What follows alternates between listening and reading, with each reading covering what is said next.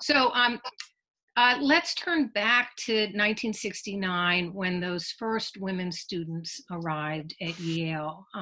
Yale Needs Women is the story of those first women undergraduates. They arrived to a campus that had been all male for the previous 268 years. They were outnumbered 7-1 by their male classmates. So don't think coeducation is 50-50 or even close to it like it is now, because Yale put in place a gender quota that limited the number of women graduates. It wanted to be able to continue to admit as many men as possible. And those young women students didn't have women faculty to look out for them either. Of Yale's 407 tenured faculty members in 1969, just 3 were women. But of the dozens of women I interviewed in writing this book, I was struck really again and again by their persistence, by their courage, and by their creativity. Now, if we think of September 1969, in some ways, it's really been reminding me of our time right now, when lots of individuals were speaking out against longstanding injustice.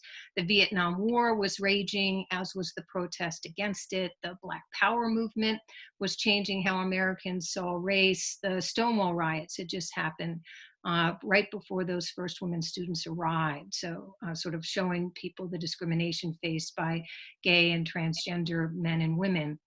And it's into that moment that Connie and Elizabeth, that those first women undergraduates at Yale arrive. Now, the women's movement had barely started just then. And so to give you some of that context, just 7% of US doctors in 1969 were women, just 3% of US lawyers, just 2% of the members of Congress. Discrimination against women college students, faculty, and administrators was perfectly legal.